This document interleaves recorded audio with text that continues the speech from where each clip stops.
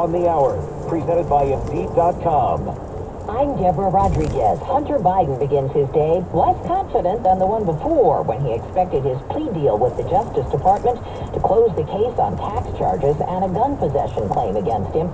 Instead of approving it, a Trump-appointed judge in Delaware gave both sides another month to answer questions about the scope of the agreement. CBS News legal analyst Ricky Kleeman. He had to question Hunter Biden further, and that's when the issue came up that he clearly was not knowingly entering the plea agreement that the prosecutor thought he was entering. With 40% of us under heat alerts today, President Biden is expected to instruct the Labor Department to issue a hazard reminding workers of heat-related protections under federal law.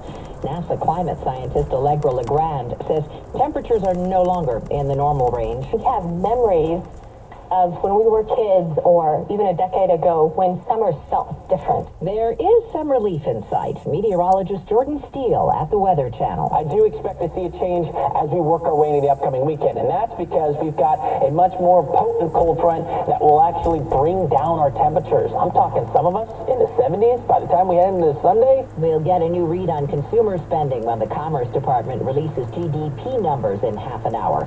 They come on the heels of yesterday's Fed decision to hike interest rates by another 0.25 percentage point.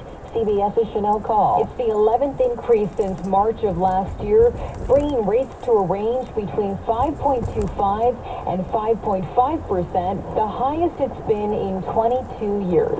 There are new regulations aimed at making planes more accessible. Here's correspondent Cammie McCormick. These rules would require commercial aircraft to have accessible bathrooms for disabled travelers, new single-aisle planes in particular. Airlines are increasingly using them on even lengthy flights, making accessibility to laboratories difficult, especially for those in wheelchairs.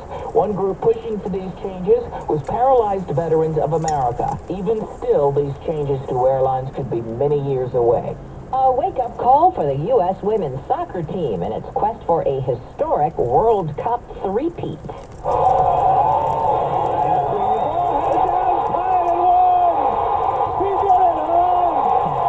Haran's goal in the second tied up the game 1-1 against the Netherlands, and it ended in a draw. So the U.S. takes on Portugal next week.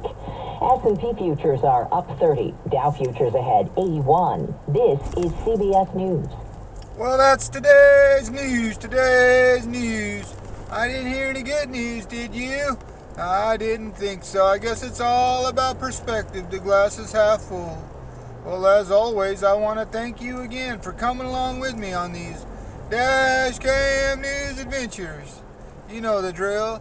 Peace, love, and all that hippie jazz. Bye-bye, everybody.